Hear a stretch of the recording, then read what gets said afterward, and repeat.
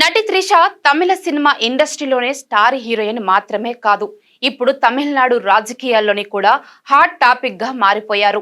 CM Vijay తో ఆమె పేరు కలిపి వస్తున్న ప్రచారం రాజకీయాల్లోకి వస్తుందన్న ఊహాగానాలు ఇప్పుడు డిఎంకే నేత ఉదయనిధి స్టాలిన్ చేసిన వ్యాఖ్యలతోటి మరింత పెద్ద దుమారంగా మారాయి. అసలు త్రిష పేరు రాజకీయాల్లోకి ఎలా వచ్చింది? ఉదయనిధి ఏమన్నారు? ఎందుకు టీవీకే పార్టీ, బీజేపీ ఆగ్రహం వ్యక్తం చేస్తున్నాయి? పూర్తి వివరాలు ఇప్పుడు చూద్దాం. முதலமைச்சர் வாயை திறந்து பேசுறாரா?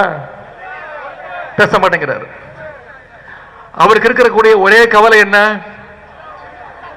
திமுக மேல என்ன பொய் வழக்கு போடலாம், என்ன பொய் கேஸ் போடலாம்.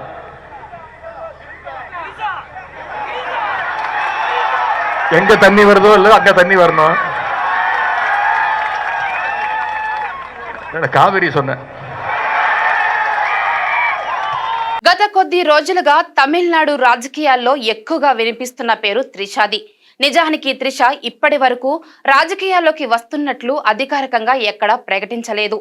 కానీ తమిళనాడు అసెంబ్లీ ఎన్నికల ఫలితాల తర్వాత సోషల్ మీడియాలో మాత్రం ఆమె రాజకీయ ప్రవేశంపై పెద్ద ఎత్తునే ప్రచారం మొదలైంది. కొందరు ఆమెను అధికార పార్టీ వైపు నుంచి రాజ్యసభకు పంపే అవకాశం ఉందని చెప్తుంటే, మరికొందరు సీఎం విజయ్ నాయకత్వంలోనే రాజకీయ ప్రయాణంలోని కీలక పాత్ర పోషించే అవకాశం ఉందని ప్రచారం చేస్తున్నారు. ఈ ప్రచారానికి మరింత బలం సమకూర్చింది సీఎం విజయ్ ప్రమాణ స్వీకార కార్యక్రమం.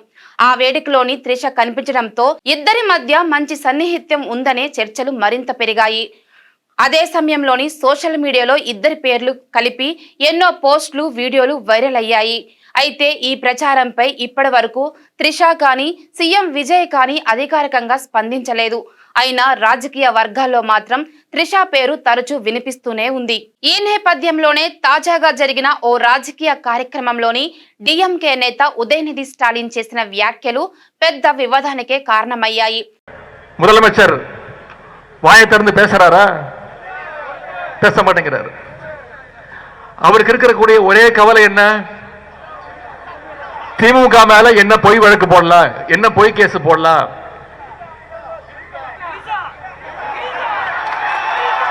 எங்க தண்ணி வருதோ இல்ல அங்க தண்ணி வரணும். காவிரி சொன்ன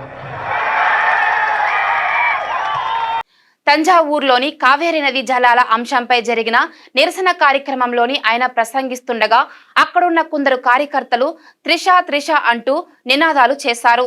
ఆ సమయంలోని ఉదయనిధి చేసిన వ్యాఖ్యలు డబల్ మీనింగ్ వచ్చేలా ఉన్నాయంటూ సోషల్ మీడియాలో తీవ్ర విమర్శలు వెల్లువెత్తాయి. వీడియోలు వైరల్ కావడంతో రాజకీయ వర్గాల్లోని పెద్ద చర్చ మొదలయ్యింది. మహిళలను ఉద్దేశించి ఒక ప్రజాప్రతినిధి ఇలాంటి వ్యాఖ్యలు చేయడం సరైది కాదని పలువురు అభిప్రాయపడ్డారు. అయితే ఈ విమర్శలకు స్పందించిన ఉదయనిధి స్టాలిన్ తాను త్రిష గురించి మాట్లాడలేదని, కావేరీ అంశాన్నే ప్రసంగించానని వివరణ ఇచ్చే ప్రయత్నం చేశారు. అయినప్పటికీ వివాదం మాత్రం చల్లారలేదు. ఆయన వివరణతోటి విమర్శలు తగ్గకపోగా మరింత పెరిగాయి. ఉదయనిధి వ్యాఖ్యలపైన మొదట తీవ్రంగా స్పందించింది టీవీకే పార్టీ. మహిళల గురించి అసభ్యకరంగా, అవమానకరంగా మాట్లాడడం ప్రజాస్వామ్యంలోని ఆమోదయోగం కాదని పార్టీ నాయకులు మండిపడ్డారు. ఉదయనిధి స్టాలిన్ వెంటనే బేషరతుగా క్షమాపణ చెప్పాలని డిమాండ్ చేశారు. అంతేకాదు ఆయన పైన చట్టపరమైన చర్యలు తీసుకోవాలని కోరుతూ జాతీయ మహిళా కమిషనర్ కు ఫిర్యాదు చేసినట్లు ప్రకటించారు.